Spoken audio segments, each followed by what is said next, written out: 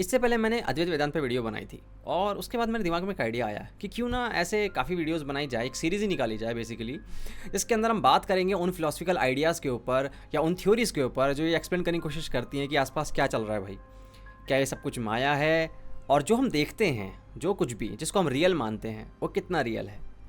तो आज मैं एक बहुत ही कमाल की थ्योरी के ऊपर बात करने वाला हूँ जो आपका दिमाग हिला के रख देगी। और अगर तुम नए आए हो तो सब्सक्राइब करके जाना, क्योंकि ऐसी वीडियोस मैं लाता रहता हूँ। ठीक है, चलो शुरू करते हैं। तो जिस थ्योरी के ऊपर आज मैं बात करने वाला हूँ उसका नाम है ITP, interface theory of perception. नाम थोड़ा कॉम्प्लिकेटेड है बट सच्ची में भाई सुनना बहुत मजा आएगा। अब इस थ्योरी को दिया था डोनाल्ड हॉफमैन ने, जो कि एक कॉग्निटिव साइकोलॉजिस्ट है। कॉग्निटिव साइकोलॉजिस्ट वो लोग होते हैं जो हमारे ब्रेन के इंटरनल प्रोसेसेस को, मेंटल प्रोसेसेस को स्टडी करते हैं, जैसे कि हम सोचते कैसे हैं, हम स्टोर कैसे करते हैं इन्फॉर्मेशन, रिट्रीव कैसे करते हैं, यादें कैसे बनती हैं, अवेयरनेस कैसे बनता है, कॉन्शियसनेस के ऊपर भी थोड़ा बहुत पढ़ते हैं। तो ये सब कुछ होता है। सबसे पहले क्या होता है ना, जब भी कोई इंसान देखता है कि आसपास कुछ ऐसी थ्योरीज हैं जो कुछ एक्सप्लेन करने की कोशिश कर रही हैं लेकिन वो पूरी तरीके से उन चीज़ों को एक्सप्लेन नहीं कर पा रही है, तो बंदा जाता है और उस थ्योरी को पहले चैलेंज करता है और अपनी एक थ्योरी बनाता है। अब डोनाल्ड हॉफमैन भी ऐसी काफ़ी थ्योरीज देख रहे थे जो कि कॉन्शियसनेस को एक्सप्लेन करने की कोशिश कर रही थी, रियलिटी को एक्सप्लेन करने की कोशिश कर रही थी, लेकिन वो फेल हो रही थी। जैसे कि फिजिकलिज्म ये कहता है कि सब कुछ फिजिकल है, एवरीथिंग इज फिजिकल। और जो तुम कॉन्शियसनेस कहते हो ना कि कॉन्शियसनेस कहाँ से आता है, तो वो भाई ब्रेन से आता है। तुम्हारे न्यूरॉन्स फायर करते हैं, ठीक है, जो कि फिजिकल हैं, और उनसे कॉन्शियसनेस इमर्ज होती है। तो फिजिकलिज्म ऐसे ट्राई करता है बताने के लिए, लेकिन फिजिकलिज्म जो है वो एक्सप्लेन नहीं कर पाता कि भाई जो सब्जेक्टिव एक्सपीरियंस है, वो मैं वाली फीलिंग, वो कैसे जनरेट होती है, वो कैसे बनती है, वो एक्सप्लेन नहीं कर पाता फिजिकलिज्म। और दूसरी थ्योरी है रियलिज्म, जो ये कहती है कि भाई हम रियलिटी को पूरी तरीके से देखते हैं, हम 100% ट्रुथ देख रहे होते हैं, रियलिटी जैसी है वैसी हमें दिखाई देती है हमारे ब्रेन को। डोनाल्ड हॉफमैन आते हैं, कहते हैं भाई देखो पहली बात तो ऐसी है, फिजिकलिज्म तो फेल हो रहा है, वो नहीं बता पा रहा कॉन्शियसनेस जो होती है वो कैसे बनती है, और बनती भी है तो कैसे वो सब्जेक्टिव एक्सपीरियंस जो होता है, वो मैं वाली फीलिंग, वो कैसे इमर्ज होकर आती है, बाहर कैसे आती है। सेकंड, जो तुम कहते हो ना कि भाई ये हमें सब कुछ दिखाई देता है, 100% ट्रुथ दिखाई देता है, ऐसा बिल्कुल नहीं है भाई। इसके लिए वो कांत का एग्जाम्पल भी लेते हैं कि कांत जो है वो कहते थे कि भाई देखो बात ऐसी है, तुम्हारे और तुम्हारी रियलिटी के बीच में एक फिल्टर लगा हुआ है, and that is your mind. अब तुम्हारा माइंड क्या करता है, मान लो तुम एक टेबल को देख रहे हो, तो जब टेबल की इन्फॉर्मेशन तुम तक पहुंचती है तो फिल्टर होकर पहुंचती है तुम्हारे माइंड तक, उसकी कलर, उसकी सॉलिडिटी, वो सब कुछ तुम्हारा ब्रेन तुम्हें बताता है। तो डैट मीन्स तुम तक कुछ इन्फॉर्मेशन नहीं पहुंची, तुम्हारे तक वही इन्फॉर्मेशन पहुंची जो उस फिल्टर से पास हुई। तो जो दुनिया हम रिसीव करते हैं, जो दुनिया हम देखते हैं, उसको कांत ने बोला फेनोमेना। जो दुनिया तुम देख रहे हो, अभी जैसे तुम मुझे देख रहे हो, ये फेनोमेना है।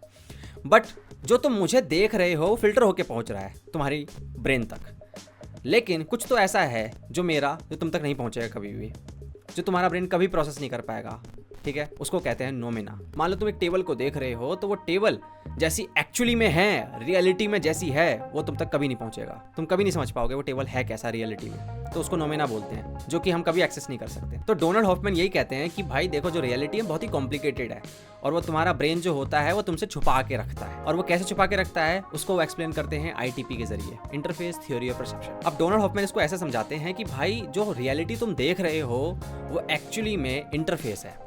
इंटरफेस मतलब जैसे कि तुम्हारा कंप्यूटर हुआ, उस कंप्यूटर के अंदर आइकन्स होते हैं, माई कंप्यूटर के, रिसाइकल बिन के, किसी गेम का ले लो मान लो एग्जांपल, तो वो आइकन क्या पूरी रियलिटी है? तुम बोलोगे नहीं भाई ऐसा कुछ नहीं है, पूरी रियलिटी कैसे हो गई है? मैं गेम के आइकन पर क्लिक करता हूँ, गेम चलता है, और मैं बोलूँ गेम तुम खेल रहे हो, तो क्या गेम पूरी रियलिटी है? तो तुम बोलोगे नहीं यार, गेम के पीछे बहुत कुछ हो रहा है भाई, कितने कोड्स रन हो रहे हैं, कितना कुछ हो रहा होता है, और उसके बाद तुम्हारा कंप्यूटर कितनी चीज़ें प्रोसेस कर रहा होता है, बाइनरी कोड्स चल रहे होते हैं, 010101, है ना। तो अगर मान लो मैं तुम्हें बोलूँ कि भाई जा गेम खेल, पर गेम खेलते वक्त तुझे सारे कोड्स भी दिखाई देंगे बाइनरी कोड्स, और तुझे उसको प्रोसेस भी करना पड़ेगा, तो तुम बोलोगे नहीं यार मुझे नहीं खेलना गेम, बहुत कॉम्प्लिकेटेड हो जाएगा, बहुत कॉम्प्लेक्स हो जाएगी रियलिटी।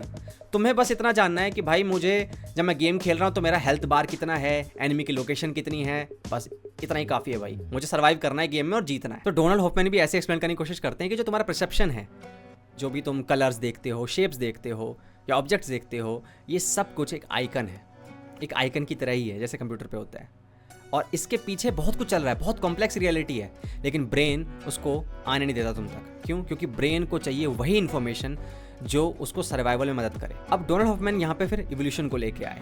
उन्होंने कहा देखो इवोल्यूशन ने क्या किया, तुम्हारे ब्रेन को इस तरीके से इवॉल्व किया जिससे तुम सर्वाइव कर पाओ।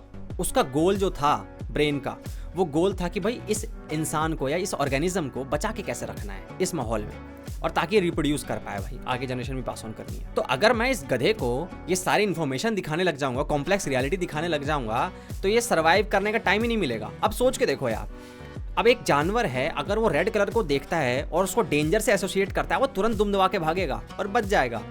और वहीं वो रेड कलर को देखकर उसकी वेवलेंथ नापने लग गया। मान लो मतलब कॉम्प्लेक्स, मान लो एक ब्रेन ऐसा बना हुआ है और वो उसकी वेवलेंथ देखने लग गया, फिर फोटोन्स वगैरह ये सब कुछ जो कॉम्प्लिकेटेड चीज़ें होती हैं, उसकी फिजिकल प्रॉपर्टीज़ वगैरह हो गई, उसको समझने बैठ गया भाई, वो तो खत्म हो जाएगा ना, शिकार हो जाएगा बंदा, खत्म, बच कहाँ पाया फिर वो। तो डोनाल्ड हॉफमैन भी यही कहते हैं कि इवोल्यूशन ने ये किया कि हुआ ये होगा कि भाई जो ब्रेन होगा उसने अपने आप को ऑप्टिमाइज किया होगा इस तरीके से कि भाई जो फिटनेस रेलेवेंट इन्फॉर्मेशन है, जो क्यूज हैं रियलिटी के अंदर, जो मुझे सर्वाइवल और रिप्रोडक्शन में मदद कर रहे हैं, उन्हीं क्यूज को मैं लूंगा, उन्हीं को प्रोसेस करूंगा और बचा रहूंगा।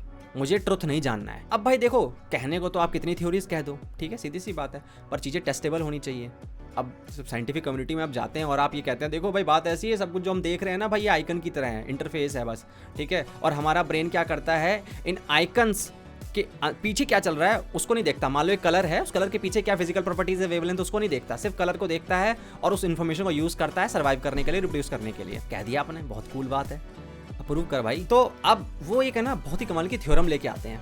उन्होंने कहा भाई ऐसे तो मैं नहीं बता पाऊंगा, लेकिन एक सिमुलेशन रन कर सकता हूं मैं, तो उसका नाम उन्होंने रखा FBT theorem, fitness beats truth theorem. तो उन्होंने एक मैथमेटिकल मॉडल बनाया, ठीक है, और उससे एक सिमुलेशन रन किया, कंप्यूटर सिमुलेशन, जिसके अंदर उन्होंने बहुत सारी थ्योरीज वगैरह लगाई, गेम थ्योरी वगैरह, ठीक है, और उसके बाद उसमें 2 तरीके के ना ऑर्गेनिज्म रखे। एक ऑर्गेनिज्म क्या करता था भाई, ठीक है, वो फिटनेस सीकिंग ऑर्गेनिज्म है, ठीक है, उसको भाई सर्वाइवल से मतलब है, रिप्रोडक्शन से मतलब है। दूसरे को ट्रुथ सीकिंग से मतलब है कि मुझे सच जानना है, ठीक है, मुझे सच जानना है भाई। अगर एप्पल दिखा है, ठीक है, तो फिटनेस सीकिंग ऑर्गेनिज्म क्या करेगा, एप्पल के कलर को देखेगा, ठीक है, वहां से इन्फॉर्मेशन मिली भाई ये रेड कलर है, ये हेल्दी है, न्यूट्रिशियस है, तो खा लो भाई, बचे रहोगे। खा लिया बंदे ने, उसके पीछे कॉम्प्लेक्स रियलिटी के पीछे नहीं गया वो। और वहीं दूसरी और जो अपना बंदा है जो ट्रुथ सीकिंग है, वो जाता है और कलर को देखता है, उसके क्वांटम स्टेट को देख रहा है, उसके फिजिकल प्रॉपर्टीज को देख रहा है और उसी में लग गया है बेचारा। तो अब सिमुलेशन रन किया गया और दोनों की स्ट्रेटेजी को बहुत अलग तरीके से, जैसे वो कोड वगैरह करते हैं, भाई मुझे इतनी नॉलेज नहीं है उस चीज़ की कि कैसे वो कोडिंग वगैरह करते हैं, बट सिमुलेशन रन कर दिया गया बेसिकली। तो दोनों को स्ट्रेटेजी पकड़ा दी गई भाई, एक फिटनेस वाले बंदे को अलग स्ट्रेटेजी थी और जो ट्रुथ सीकर था उसकी अलग स्ट्रेटेजी थी। तो जब सिमुलेशन रन होता रहता है और काफ़ी जनरेशन तक होता है, ठीक है, काफ़ी जनरेशन, उसके बाद दिखता यही है कि जो ट्रुथ सीकर्स थे वो ख़त्म हो गए, एक्सटिंक्ट हो गए, ख़त्म मतलब ख़त्म, और जो फिटनेस सीकर थे वो बचे रह गए। तो फिटनेस बीट्स ट्रुथ। तो फिटनेस जो है, जो ऑर्गेनिज्म जो फिटनेस के पीछे भागते हैं, जो सर्वाइवल के पीछे भागते हैं, वो बच गए, और जो ट्रुथ के पीछे गए वो ख़त्म हो गए। तो इवोल्यूशन भी अगर मान लो ऐसा होता कि इवोल्यूशन का एक पाथ ऐसा होता जिसके अंदर ब्रेन जो है वो ऐसे इवॉल्व हो रहा होता कि वो ट्रुथ को देख पाए, कॉम्प्लेक्स रियलिटीज़ को देख पाए, ठीक है, और वो सारी चीज़ों को जानने की कोशिश करे, तो ऐसा होता कि आप और मैं साथ एग्जिस्ट भी नहीं करते, हम खत्म हो चुके होते, हम एक्सटिंक्ट हो चुके होते। लेकिन हमारे ब्रेन ने वो पाथ चूज़ किया इवोल्यूशन का जिसके अंदर उसको इररेलेवेंट जो इन्फॉर्मेशन थी उसको इग्नोर करना पड़ा, उसको फेंकना पड़ा, दूर करना पड़ा, और सिर्फ जो रेलेवेंट इन्फॉर्मेशन थी जो कि फिटनेस के लिए इंपॉर्टेंट थी उसको रखना पड़ा, जिसकी वजह से हम बच तो गए, जिसकी वजह से हम रिप्रोड्यूस कर पाए, हम मज़े ले पा रहे हैं बेसिकली, बट हमसे एक सच छुप गया हमेशा हमेशा के लिए, जो शायद हम कभी नहीं जान पाएंगे। ITP को बहुत चीज़ें सपोर्ट भी करती है। एक हाइपोथेसिस है, मिनिमम एनर्जी हाइपोथेसिस। अब ये नाम से पता चल रहा है कि मिनिमम एनर्जी है, जो तुम्हारा ब्रेन होता है ना, अपने आप को उसने ऑप्टिमाइज कर लिया कि भाई देखो बात ऐसी है, मैं 20% एनर्जी तुम जो पूरे दिन में खर्च करते हो उसका 20% तुम्हारा ब्रेन ही खर्च करता है अकेला, जबकि वो तुम्हारे बॉडी वेट का 2% है और तुम्हारा 20% एनर्जी खर्च करता है। तो सोच के देखो, अभी अगर ये 20% खर्च करता है और मान के चलो वो एक कॉम्प्लेक्स रियलिटी प्रोसेस करता, वो इन्फॉर्मेशन प्रोसेस करता, तो कितनी एनर्जी खर्च करता। तो भाई ब्रेन ने बोला भाई देखो बात ऐसी है भाई, मुझे अपने आप को ऑप्टिमाइज करने दो इस तरीके से कि मुझे एनर्जी ज़्यादा खर्च ना करनी पड़े, मैं मिनिमम एनर्जी एक्सपेंडिचर में, ठीक है, तो मैं मैक्सिमम एफिशिएंसी दे पाऊँ, बस ये मेरा गोल है।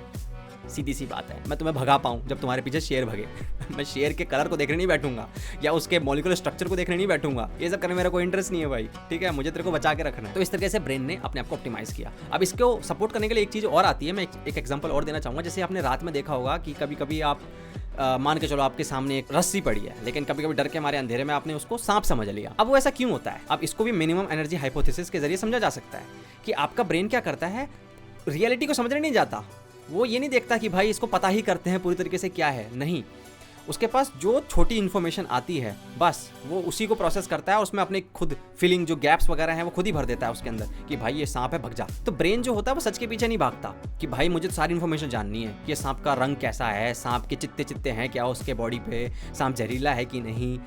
नहीं भाई, नहीं जानना मुझे भाई। मिनिमम एनर्जी खर्च करी, रियलिटी को जानने की कोशिश भी नहीं करी, लेकिन हम बच पाए, सर्वाइव कर पाए। तो डोनाल्ड हॉफमैन कहते हैं भाई देखो, इवोल्यूशन ने हमें चीट कर दिया। अगर इवोल्यूशन ने हमें एक ऐसा मान लो एक ब्रेन दिया होता जो कॉम्प्लेक्स रियलिटी को देख पाता तो हम खत्म ही हो जाते। तो शायद डोनाल्ड हॉफमैन के हिसाब से हम कभी भी एक्चुअल रियलिटी को नहीं देख पाएंगे, क्योंकि हमारा ब्रेन वैसा बना ही नहीं है, वैसा इवॉल्व भी नहीं हुआ। अगर तुम चाहते हो मैं ऐसी और वीडियोस लाता रहूँ तो भाई मुझे बता सकते हो कमेंट सेक्शन में। So thank you so much for watching. अगली वीडियो में मुलाकात होगी, तब तक के लिए ध्यान रखो। Good bye.